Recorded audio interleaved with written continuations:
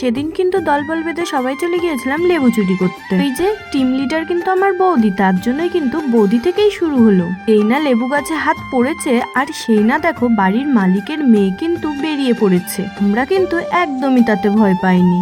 চুরি করতে এসছি, চুরি করব, তাতে আবার ভয় কিসের? আর তাও যদি হয় সেটা লেবু, তাই তো লুকিয়ে লুকিয়ে না, আমরা কিন্তু ওপেনলি সামনাসামনি চুরি করতে চলে এসেছি।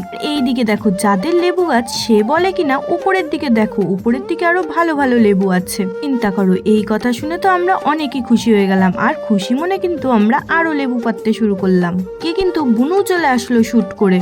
যে আমার বৌদি প্রথমে লেবু পেরে আমাকে তো সাহস করে দিয়েছে, তাই তো এবার লাঠি টাঙ্গা নিয়ে আমি ছুটলাম লেবু পাড়তে।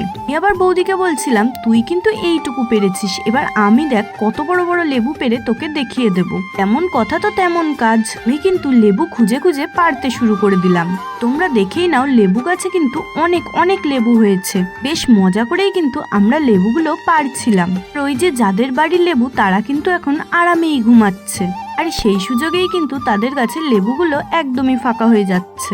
আমার মতন এরকম লেবু চুরি করতে কে কে এক্সপার্ট আছো অবশ্যই কিন্তু কমেন্ট করে জানিও। বিশেষ করে কি বলতো, আমরা এইসব কাজ কিন্তু ছোটবেলাতেই বেশি করতাম। আর ওই যে ছোটবেলার অভ্যাস সহজে তো যেতে চায় না, সেই জন্য কিন্তু বড় হয়েও এইভাবে লুকিয়ে লুকিয়ে টিম বেঁধে লেবু পাড়ছি। তখন কিন্তু ছিল ভর দুপুর বেলা, আর ভর দুপুর বেলা কিন্তু সবাই ঘুমাচ্ছিল। এদিকে আমার বৌদি লেবুটা মেপে দেখছিল, ওর পাড়া লেবুটা বড় না আমার পাড়া লেবুটা বড়।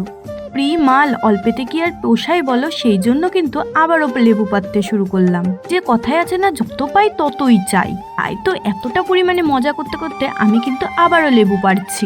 আমি যেহেতু লেবুগুলো পাড়তে পারছি না, সেহেতু কিন্তু আমাকে নিয়ে সবাই এত পরিমাণে হাসাহাসি করছিল। এবার কিন্তু আমি রেগে গিয়ে একদম সিরিয়াস হয়ে গেছি। আর সিরিয়াস হয়ে দেখো আমি কিন্তু লেবুটা পেরেই ফেলেছি। তারপরে কিন্তু আমি দেখিয়ে দিলাম এই লেবুতে কতটা রস।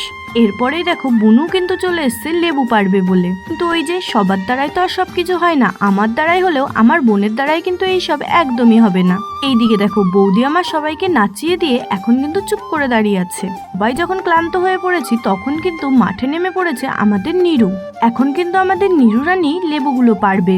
এইদিকে দেখো আমরা কিন্তু অলরেডি এতগুলো লেবু পেরে ফেলেছি।